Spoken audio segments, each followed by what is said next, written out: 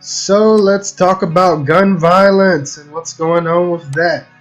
So there's various articles that have been published over the years, over the past decade even, that has been associating video games with violence, with young people and old people alike going out, doing it Jesse James style and maybe robbing a bank or shooting someone else.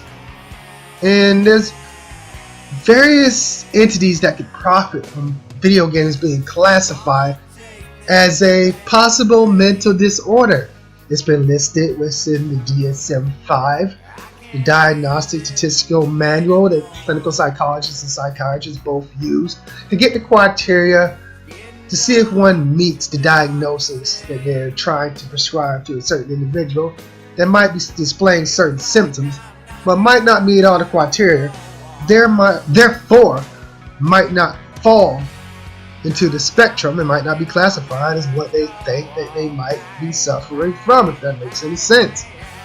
The DSM is like the Bible of psychiatry, of psychology, where people get these diagnoses from. And a certain professor that's a video game expert in Florida at Stetson University by the name of Dr. Ferguson has been talking about this over the years. That he does not think, or does not believe, in more convincing terms, the word believe is more believable, that video games are necessarily a problem. That is kind of what I believe too as a doctoral student. It's not just the video games that are the problem, but the fact that some people might be suffering from some things already that are causing these mass murders. Video games did not put the gun in the person's hand and have them strike another man or woman down. It's simplistic. It's common sense. Just because someone's playing Doom, I play Doom, it doesn't mean, or Duke Nukem, or any of those other shooter games, Halo, or any of the other bloody, just messed up and gruesome games.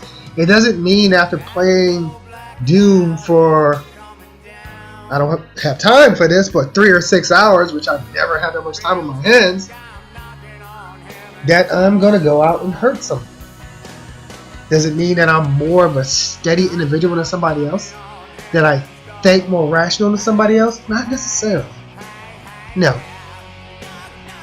Am I a product of my environment? Possibly. I was raised in a very strict Catholic family. Yada yada. Morals. Etc. etc. and so on. But we look at this article. Can't stop gaming. The WHO may soon consider video game addiction a mental disorder. So, the World Health Organization has taken interest, and also they're going to be coming out with the ICD for people that don't know what the ICD is. It's the International Classification of Disease, and they're coming out with their 11th edition in June of 2018 of this year.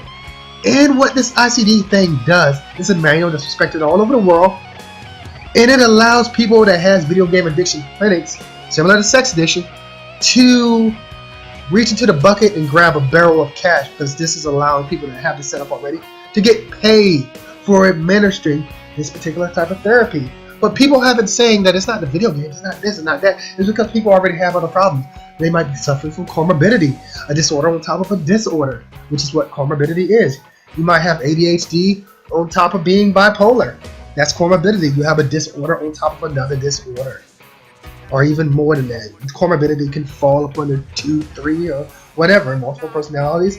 You get my drift. So whether video games are causing people to go out and shoot people in the head or this, I don't necessarily think so. But it's a topic of research that I'm interested in as well.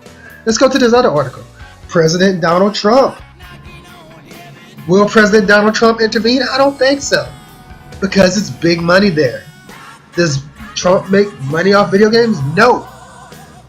But I'm sure he might get some kickbacks to say, okay, Mr. President, don't touch our bread and butter. It's politics at the end of the day. All politics. But, yeah, June of this year, it's about to get even more interest because the DSM-5 already had a classification for internet gaming disorder since, don't quote me on this, but 2011. And now we're possibly getting another powerful manual that's respected worldwide, like the DSM-5, to clinical psychologists and psychiatrists alike. The ICD is the final nail in the coffin, not for destroying video games, but not even a nail in the coffin. It's just not a nail. That's the wrong way of putting it. It's a way where people are going to get paid now, but something that might not even be needed. I don't know. I don't treat video game addiction, but who knows in the future if it's seen as a problem, if the research needs it as a correlation, something that matches up with one another, that's showing something that's evenly measured, that they're lining up together, like people that drink Slurpees also more likely to go out and shoot somebody, then yeah, the president's even taking a chance. This is crazy. Doom, as I said, Grand Theft Auto, one of the most violent games ever created. The Witcher, critically acclaimed. I mean, it mirrors back to the late 1980s to early 1990s. Then the rating system came into place because of violence that was happening within schools in regards to video games. Take care. Let me know your thoughts and comments below.